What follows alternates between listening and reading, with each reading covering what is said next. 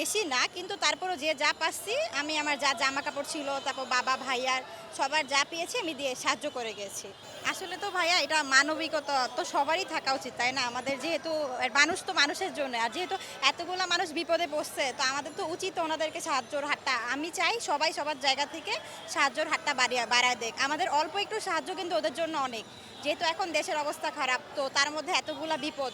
তো আমি চাই সবাই সবাই যে যা পারুক সেখান থেকে এসে সাহায্য করুক, বন্যার্তদের সাহায্যে এগিয়ে আসুন সবাই, এটাই আমার। হ্যাঁ, হ্যাঁ, আমার মানবিকতা থেকে অনেক খারাপ লাগছে যে এইভাবে একটা এরকম একটা ক্রাইসিস যেহেতু, তো সবাইকে সাহায্য করাই উচিত আমার মনে হয়।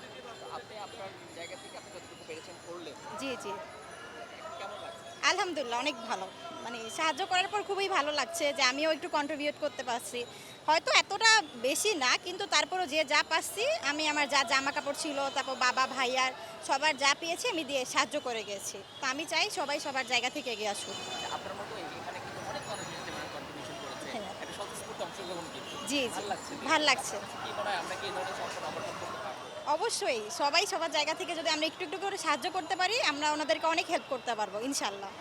এটা। এবং এই জাতিকে কি আর আসলে দাবিয়ে রাখা যায়? আমরা যেভাবে আমরা আসলে ঐক্যবদ্ধ একতাবদ্ধভাবে কাজ করতে পারি, আমরা কি আসলে পিছিয়ে থাকবো জাতি? না, অবশ্যই না। সবাই সবার জায়গা থেকে যদি আমরা একটু, একটু করে সাহায্য করি তাহলে তো আমরা অনেক দূর আগায় যেতে পারবো, তাই না? একটা সুন্দর রাষ্ট্র গঠন করতে পারবো। যেহেতু বিপদে পড়েছে মানুষগুলো, ওনাদের তো সাহায্য করার কেউ নাই। আমরা যদি না করি তাহলে তো কেউ আসবে না, তাই না? তো আমরা সবার বিবেক, মানবিকতা বোধ থেকে আগায় আসাটাই উত্তম। আমি মনে এভাবে করি। একটা আহ্বান জানাবেন দেশবাসীর কাছে হ্যাঁ। আপনারা সবাই আসেন। হ্যাঁ, হ্যাঁ, আমিও সবার কাছে আহ্বান জানাচ্ছি যে যারা, যারা আছে যে যেখান থেকে আছে সবাই যেন এসে সাহায্য করে যায় এখান থেকে। মানে যার যতটুকু সামর্থ্য সাহায্য করুক বন্যার্তদের। যেহেতু একটা ক্রাইসিসের মধ্যে পড়েছে ওনারা। এই তো। কোথা থেকে এসেছেন? আমি হচ্ছে বাংলা মোটর থেকে এসেছি, ইস্কাটন। আমি স্টুডেন্ট, মানে সফটওয়্যার ইঞ্জিনিয়ারিং পড়ছি। মানে আমার পক্ষে যতটুকু সম্ভব সাহায্য করা আমি ততটুকু করতে চেয়েছি।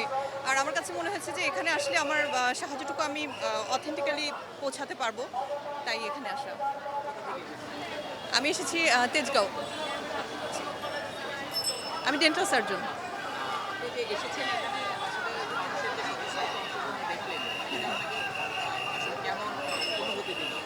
অনুভূতি এরকম দৃশ্য তো আসলে এখানে আমার প্রচুর আসা যাওয়া ছিল একটা সময়, বাট এরকম অনুভূতি আসলে আগে কখনো হয়নি।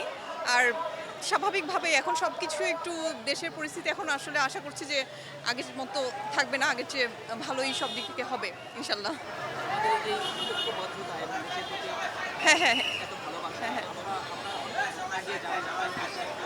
এই ঐক্যবদ্ধতা বা ভালোবাসাটা আসলে দেশের জন্য সবার সবসময় ছিল, কিন্তু প্রকাশ করার মাধ্যম ছিল না বা প্রকাশ করার সুযোগ আমরা পাইনি।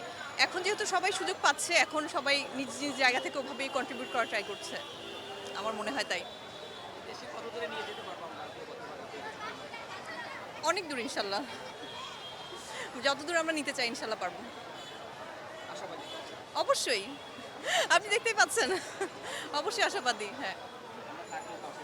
অবশ্যই, অবশ্যই আপনারাও থাকবেন সবসময়, আপনারাও সবসময় ওইভাবেই আপনাদের কাজগুলো ঠিকভাবে করলে ইনশাল্লাহ সবার সহযোগিতা অবশ্যই সম্ভব।